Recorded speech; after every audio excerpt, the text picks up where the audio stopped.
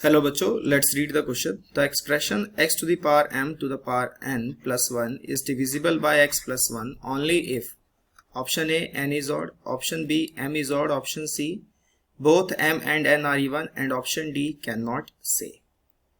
इसमें सबसे पहले हम की कॉन्सेप्ट पढ़ते हैं बच्चों। की कॉन्सेप्ट होगा हमारे पास कि इसमें हम यूज क्या करने वाले हैं। इसमें हम यूज करने वाले हैं रिमाइंडर थ्योरम। रिमाइंडर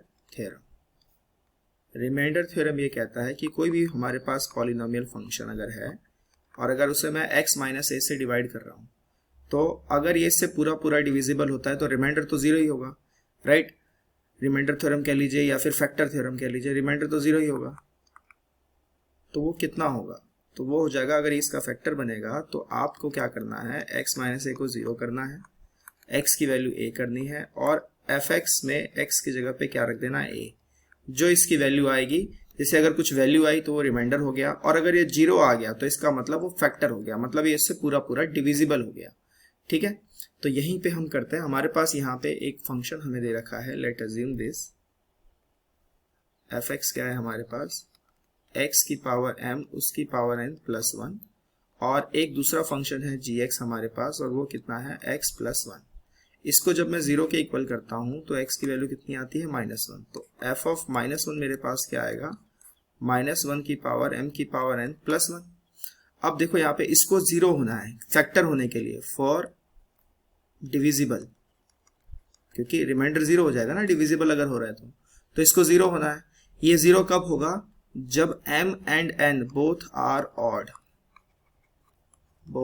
ऑड, क्योंकि देखिए यहाँ पे m और ये n है, तो अगर ये दोनों मान लीजिए इवन हुए तो 2 की पावर जैसे 4 तो ये कितना हो गया 16, तो ये प्लस में ही आ जाएगा, तो ये तो 2 बन जाएगा, तो ये सेटिस्फाई नहीं करेगा।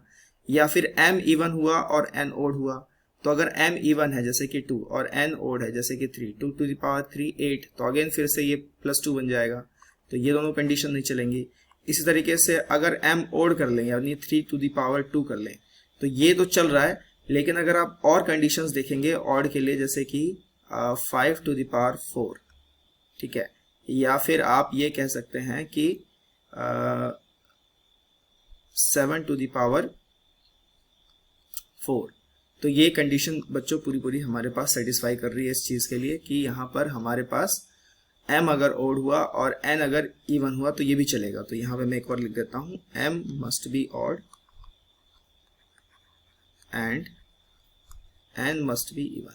ये भी एक कंडीशन है जो चल सकती है, ठीक। और एक कंडीशन क्या थी कि ऑड एंड ऑड, ये कंडीशन भी हमारी चल पाएगी, जैसे कि 3 to the power 3 27 या 5 to the power 3, ये भी जैसे ये भी सारा ऑड आएगा तो ये भी इस इक्वेशन को सेटिस्फाई करेगा। तो हमारे पास इस सवाल के लिए दो केसेस पॉसिबल है, एक तो या तो दोनों ऑड हो जाए या फिर m ऑड हो और n इवन हो, ठीक है। तो अगर आप ऑप्शन देखेंगे तो ये कह रहा है कि n ऑड हो तो ये तो नहीं चलेगा, m ऑड हो ये भी नहीं चलेगा, क्योंकि n भी तो डिपेंड कर रहा है ना। दोनों इवन हो ये नहीं चलेगा, दोनों ऑड चल जाते, तो हम आंसर क्या कह सकते हैं, D, can not say. So by using our key concept we have find the question, we find the answer of this question. I hope you understand it very well. Best of luck.